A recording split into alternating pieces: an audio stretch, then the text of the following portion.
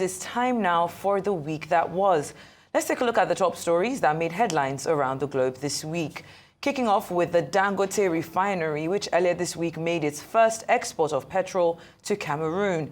This milestone could pave way for regional energy integration and help stabilize fuel prices across the region. The company did not provide details of how much was exported. Cameroon's energy firm, Neptune Oil, said in the statement that both companies were exploring new initiatives, a reliable supply chain that will help stabilize fuel prices and opportunities across the region. Neptune Oil said the petrol supply transaction was executed without any intermediaries. Well, congratulations, of course, in order for the Dangote refinery. After a lot of back and forth, of course, we're seeing this first export of PMS from the Dangote refinery to Cameroon, which in itself represents, I would say, a milestone for Africa's energy sector.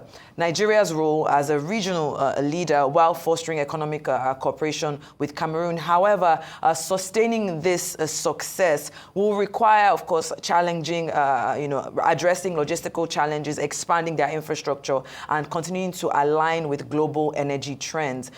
This development not only showcases Africa's potential for, would I say, self-sufficiency, but also lays a strong foundation for deeper regional integration. However, as with all things, there are always certain challenges and risks that come about. I was just kind of doing a bit of little research on, what exactly this means for Nigeria and for Africa. And three things stood out for me, talking about the supply chain stability, of course, the market competition and sustainability concerns. While the partnership aims to stabilize the supply chains, in these kind of situations, we tend to see infrastructural bottlenecks and logistical issues across African borders in itself. The need, of course, for a robust transportation networks and regional cooperation will be crucial, of course, to ensuring that this is a long-term, they are seeing a long-term success in such exports.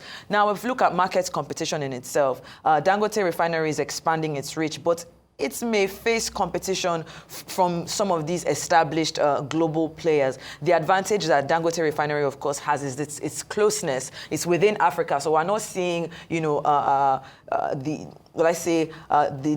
this development on African countries to reduce their reliance on European and Middle Eastern suppliers. So we're seeing a situation where we're going to be able to retain wealth within the continent and continue to foster this inter-regional solidarity. And finally, with this deal, of course, focusing on fossil fuels and the global shift towards renewable energy, it's a good step for Dangote, but it requires both the Dangote refinery and Neptune Oil to, in the future, start to think about, how to diversify, their energy portfolios and remain relevant in the future. But congratulations to Dangote. A lot of people are thinking or wondering how exactly is this going to affect the pricing still within the nation. Let's just say 650,000 barrels per day. As a businessman, he's also looking as to how to make sure that his product doesn't just circulate around Nigeria, but of course across Africa. Mr. Steve. Well, well said, Shaitan. I'm not sure that Dangote has hit the maximum that, the capacity that is a refinery, was designed for 650 barrels, per day. But I think as at the last time, they were still talking about, doing around 450 and things like that. Of course, the whole point will be that if you're able to hit 650, that most likely will be a lot more than Nigeria as a country needs on a daily basis, and therefore it will be a wise business decision to seek external buyers, whether it's in Cameroon or Benin Republic, countries around Nigeria, and therefore what Dangote refinery has done with Neptune Oil is in that direction. This is strictly a business transaction, it's strictly a business decision for Dangote. Yeah. I don't know what it means for Nigerian citizens, or all the fanciful words that have been used to describe, energy security and things like that. Particularly when you say that this is a move towards ensuring that there's uniformity of pricing. I don't know why that should be the business of one businessman to unify how much Cameroonians buy fuel, in their country that's imported from Nigeria, and then Nigerians are also supposed to buy it locally at the same time. When to the Cameroonians, there ought to be a cost for importation, for things like that.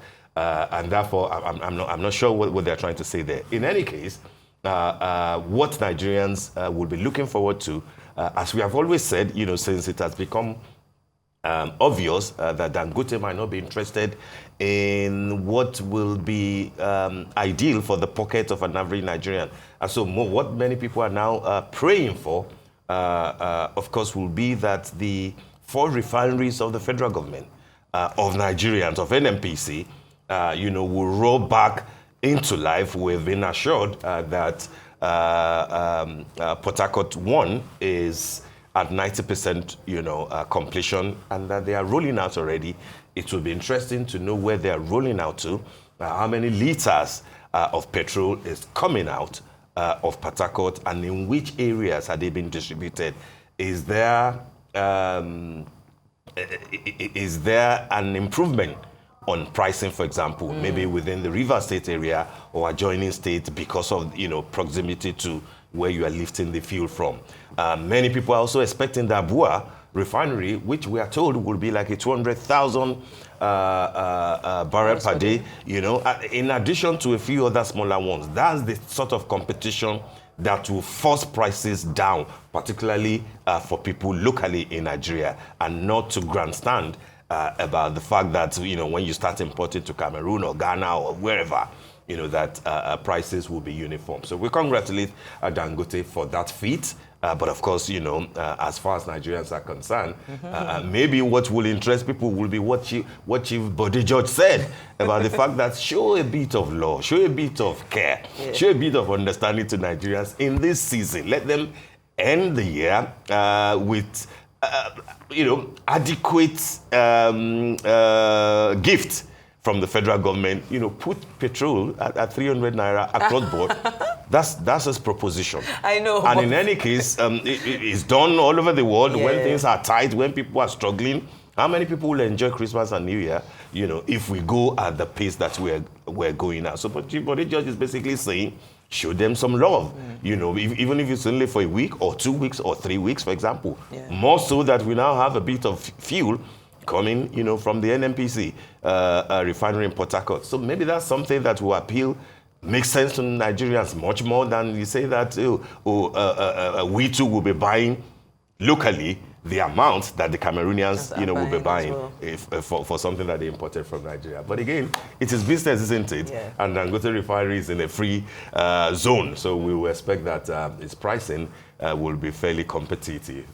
All right, we move on. An Abuja-based businesswoman and activist, Chief Rita Lori Ogbebo, has expressed her frustration with the Federal Capital Territory Administration over prolonged land disputes involving her family's property in Paulusa Estate. According to her, contrary to claims of land use violations and unpaid charges by the FCTA to justify its action, her family has every valid document which entitles them to the property. At press conference on Friday, the 84-year-old businesswoman, alongside her children, said she does not deserve to be treated badly despite her contribution to national development. He said for 20 months that we defaulted in payments. Dear Nigerians, if you look at these documents, I hope you see it very clearly. There is no timeline for payments mentioned here. No time limit. No time limits. We have a right to be notified.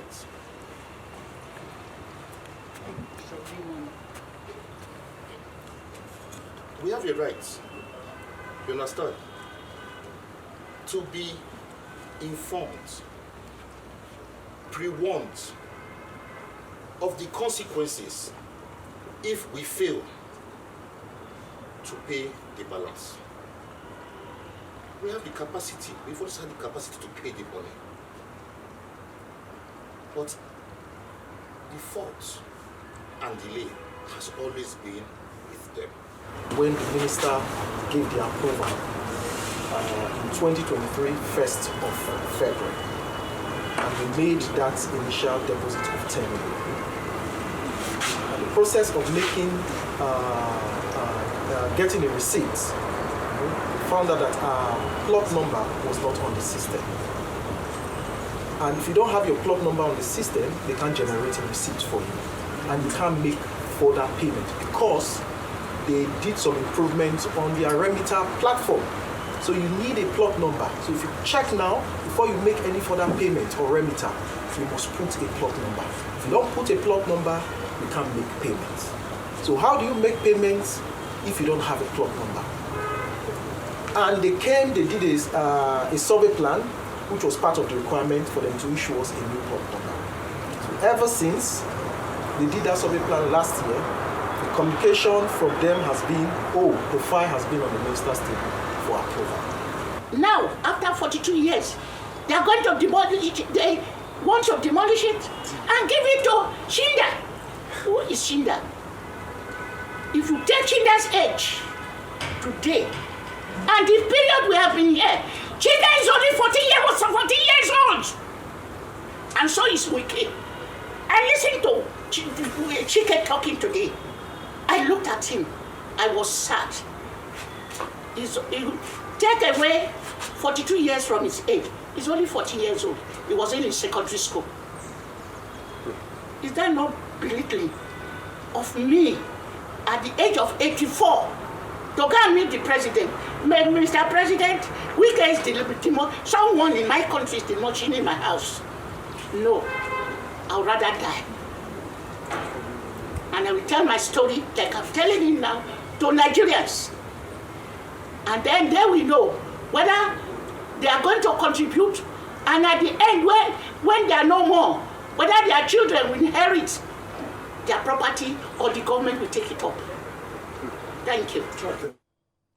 In the meantime, the Senate has called on the Minister of Federal Capital Territory, Nyesom Wike, to halt ongoing demolitions, including that of Polosa Estate in Life Camp. The Senate, however, limits its resolutions to demolitions not ordered by the court and set up an ad hoc committee to, within 2 weeks, investigate the propriety of the demolition plans and interface with the minister. Arise correspondent Omo Bazwaye tells us more. They reached the resolution urging the FCT Minister Nyesom Wike to pull the brakes on planned demolitions, except for those ordered by the courts, following a motion by FCT Senator Ireti Kingibe. Kingibe had, in the motion, asked the Senate to prevail on the FCDA and the Minister Nyesom Wike to stop demolitions that are not in line with court orders, with specific reference to the case of Polosa Estate in Life Camp area of Abuja. The property is said to have been acquired by late Colonel Paul Ugbebo with requisite titles 42 years ago, but was revoked and marked for demolition under suspicious circumstances by authorities in the FCT. Senate resolves accordingly to urge the FCT administration to halt the ongoing revocation and demolition of the said property, as it does not fall within the purview of the reasons for the massive demolition being carried by the FCDA. Senate takes the plea to halt the demolition and indeed orders not ordered by the court. We should urge the minister to put a hold on the demolitions, and then we set up a committee to investigate. But before it could arrive at the resolution halting the demolition of Polosa Estate and orders not ordered by the court, the motion from Kingibe faced very stiff opposition relating to Senate procedures. First was that Kingibe's order came late and was not listed on the order paper. We don't know any detail about this thing. And we are just coming because of this to tell the minister, stop. There is need to investigate this matter before giving any directive. Are we saying that we should allow the place to be demolished while we are trying to look into it? My own view is simple. We should tell him to stop and as Senator Natasha has said, start the investigation so that there is a level playing ground. Even when Senator Natasha Uduaghan noted that her own motion on the same matter was submitted, the resistance not to have it entertained persisted. We should call for the petitions from the estate owners and also invite the Honorable Minister and his team so we can view things objectively from all sides. Senate was at this point effectively divided as Kingibe stormed out, forcing Akpabio to quickly brainstorm with few senators and the minority leader Abamoro calling for a closed session. It took a search team led by Senator Austin Akobundu to bring Kingibe back to the chamber as Senate feels inclined to bend its own rules to take a motion, but on the condition she apologizes, a condition Kingibe reluctantly accepted. If you are not humble enough to apologize to your colleagues, I apologize to my colleagues for working out. Even at that, the resistance against the motion continued, with some in the Senate not willing to interfere in the job of the FCT minister. We cannot stop the minister from doing his work. Let us restrict, yes, let us restrict. He's cleaning the city. At the end, wise counsel in the Senate prevailed, asking the minister Wike to halt his demolition plans pending the outcome of Senate investigation. Omo Bazwai, Arise News. Well, according to that senator there, the FCT minister is cleaning the city. And, you know, while urban renewal is necessary for any city, in this case for Abuja's growth, it must be pursued with due process, sensitivity to human impact, and the constructive collaboration between government bodies. I was watching a speech or a press conference that the minister was at yesterday, and he said, you know, you cannot blackmail, you can't be blackmailed into stopping, and that it's something that he has deemed fit. How did he say? He said, heaven can fall. Heaven will not fall. Heaven will not fall, exactly. It's a cliche that people who want to put on the God complex, you know, like to use, that nothing will happen. Exactly. You know, that's what they're basically trying to say. Exactly. I do not think that the minister of the FCT, Nyesom Wike, has any authority to say that nothing will happen. He's not alone to himself. But it's also important to put things in perspective. I like the angle of the Senate when things had settled down, and Senator Ireti Kingibe, and apologized to our colleagues. But of course she was firm and forthright about the fact that things needed to go in a justifiable manner. So I think that I applaud what the Senate is trying to do, to say that if it is not the court that has mandated you in some specific areas, hold on, let's have an ad hoc committee to examine the complaints of the people. That is what that is part of what National Assembly is for, particularly when you have a senator representing the federal capital city where there is no governor.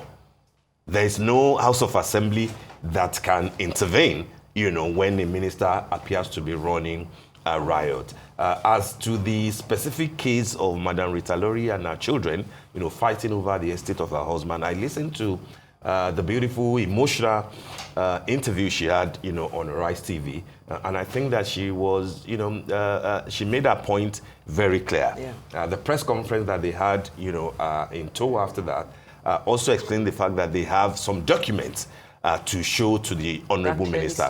I think that should be the path that they should tow, and not necessarily to make it look as if it's a duel between her and Nyesom Wike, who, like she said, was barely 14 or 16 by the time in 1984 when her husband, was in charge of the drainages and stuff in Abuja. But of course, you know that land is gold in Abuja, like many parts of the country. And so people will be interested in any large expanse of land where it looks like the ownership might be either weak or the documentation might not be correct. And I think, therefore, what the family will need to do is to show what they've got to the authorities and then pursue it through the courts, of law, this whole idea of appealing to President Tinubu and stuff, if everybody who has got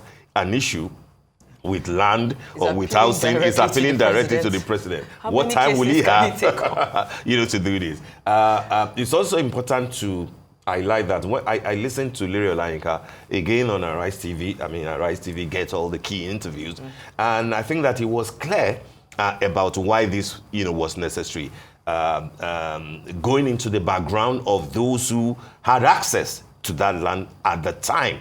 But then, like the minister is saying, maybe they have just been squatters in the event that they are not able to properly present documentation that show that they paid for the land, or that they pay the right amount for the land, or that they have been able to regularize, the said property, at this time. The emotional part of it will be that if we have been using this thing for a long time, with successive ministers not saying anything like Wike is doing, is it possible that they have, even if there's a defect in the papers that they have, is it possible that they have the right of first refusal?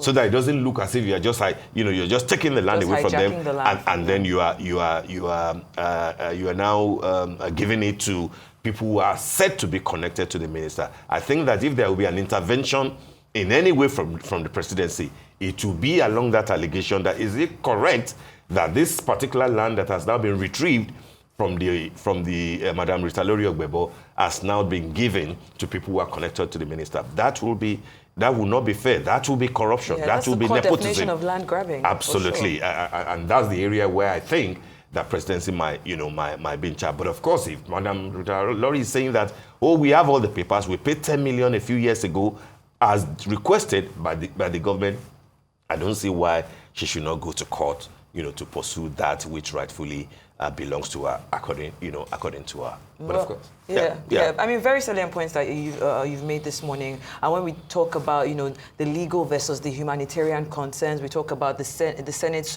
role in oversight, like you rightfully mentioned, and even the political dynamics that we saw in the National Assembly yesterday. This conflict between the court-authorized demolitions and the alleged, disregard for or due process in itself highlights a need for transparent governance. Yeah. We're looking at Senator Kingibe's motion, which underscores in itself the adverse effects of rapid urban transformations on vulnerable populations, with many rendered homeless and nothing being done about it, especially when we look at the number of people that are living below the poverty line. And conversely, proponents of the demolitions argue that enforcing this urban planning laws in itself is essential for maintaining, the federal capital territory, as it were. But then there's this divide between what is legally acceptable and what can be done humanely. You cannot claim to be cleansing the city when what you appear to be doing is that you are removing one owner,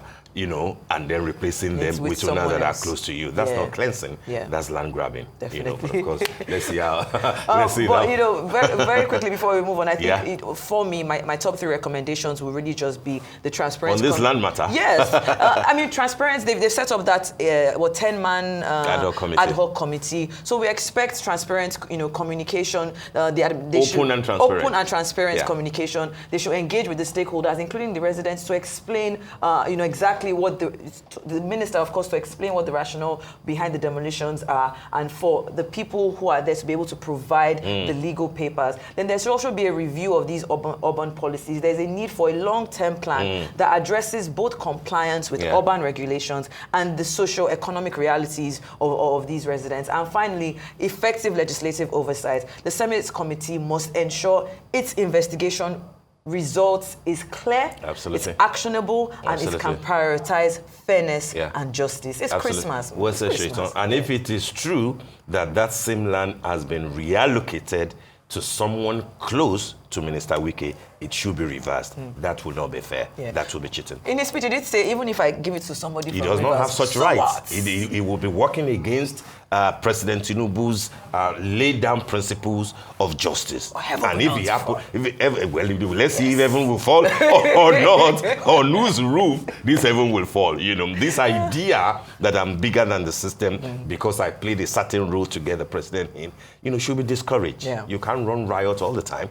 I'm behaving like it won't be proper to use what is on my mind. All right, we move on. Seasoned lawyer and human rights activist Femi Falana, SAN, says Nigeria clearly lacks the political will to wipe out corruption, especially in the oil and gas industry. Addressing a workshop to mark the World Anti-Corruption Day by the Nigerian Upstream Petroleum Regulatory Commission in Abuja, the senior advocate of Nigeria says the country has all the laws to stamp out corruption, but what it lacks is the political will to do so, and that no court has power to stop suspects from standing trial for corruption. Our rights correspondent, Omo Bazuaye, tells us more. Nigeria still ranks high as one of the most corrupt countries in the world, a trend that has held the country back for so long. As the world marks this year's Anti-Corruption Day, the Nigerian Upstream Petroleum Regulatory Commission NUPRC takes this rare initiative among government agencies outside of established anti-graft agencies to create awareness against corruption in the country. Chief Executive Officer NUPRC Benga Komolafe admits corruption has greatly undermined the sector's integrity and Nigeria's resources. As the Commission Chief Executive, I affirm our unwavering commitment to eradicating corruption within the Nigerian upstream petroleum sector. This commitment aligns seamlessly with the principles of the Petroleum Industry Act, which emphasizes good governance, transparency, and the equitable distribution of benefits from oil and gas operations. This year's International Anti-Corruption Day has as theme Uniting with Youth Against Corruption, emphasizes the crucial role of youth in combating corruption. Nigeria's anti-corruption agency, the Independent Corrupt Practices Commission, ICPC, welcomes NUPRC initiative, emphasizing the endemic nature of corruption in Nigeria and how insider dealing, corrupt practices have turned Nigeria into a metaphor for corruption. Human rights activist and lawyer Femi Falana, who is the guest speaker at the occasion, believes Nigeria has sufficient laws to fight corruption, but that the only missing link is a political will to firmly apply them. We have enough laws to deal with corruption in our country, but the political will to enforce those laws have been the problem. Corruption can only be fought in every government department, in every institution, if there is commitment on the part of the leadership of the organization. Falana keeps no prisoners in a solution to end corruption in Nigeria, calling on the country's anti-graft agencies to take the battle to places where he says corruption truly resides. Even more profound is when the senior advocate of Nigeria says no court or anyone has the power to stop a suspect from being tried for corruption, and that the National Assembly committees lack the power to summon heads of ministries, departments, and agencies of government. Nobody has the power to say that a criminal suspect cannot be arrested. Section 35 of the Constitution guarantees right to liberty, but it's also there that that right can be encroached upon if there is reasonable suspicion that you have committed an offense.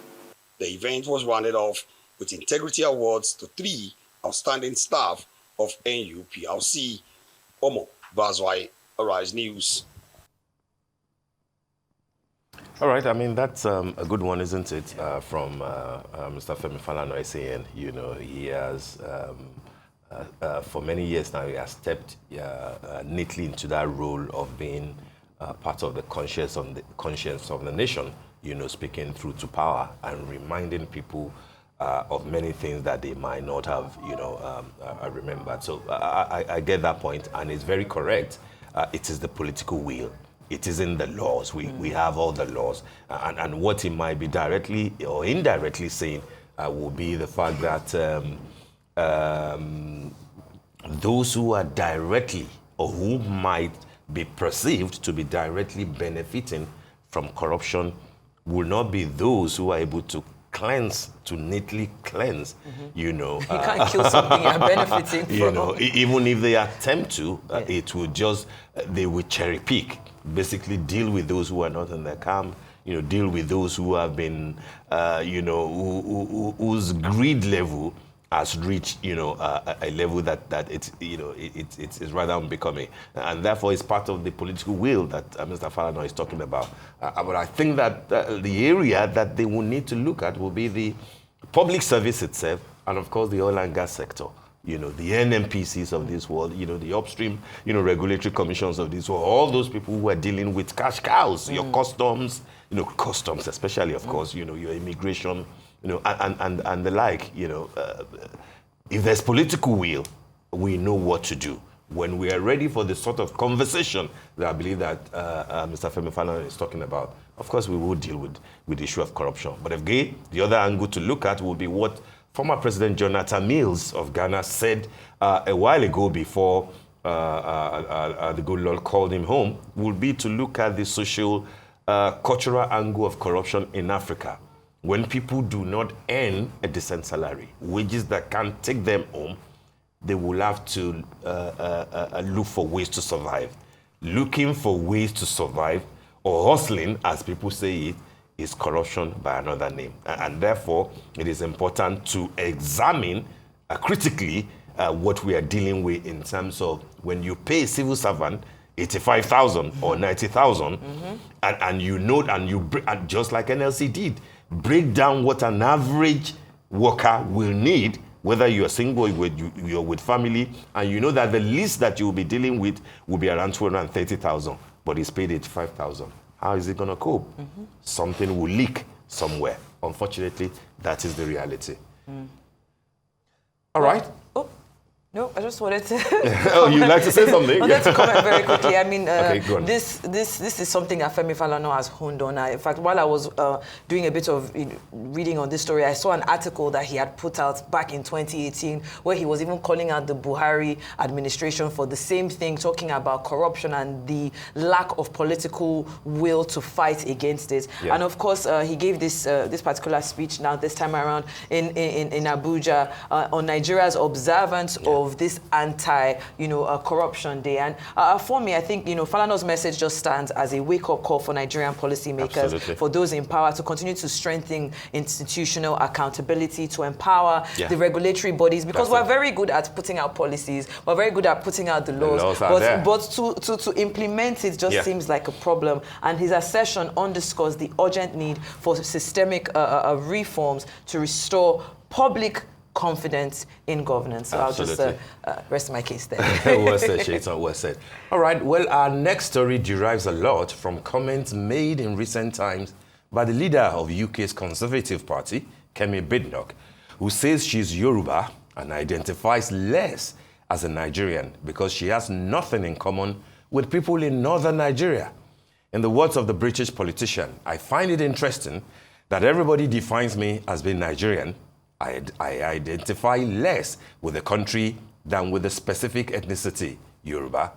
I have nothing in common with the people from the north of the country. The Boko Haram, where Islamism is, she added. Badenoch has in recent months been at the receiving end of constant backlash from a cross-section of Nigerians, including public figures, owing to a constant criticism of the West African country for its rampant corruption and volatile security climate, especially when discussing Nigeria in the British media. The latest of such criticism came earlier this week from Vice President of Nigeria, Kashim Shettima. All right, that's our dear, lovely sister, Yoruba's Kemulala. Oh my I like gosh. that. Kind of making a turnaround, from a hardline stance of,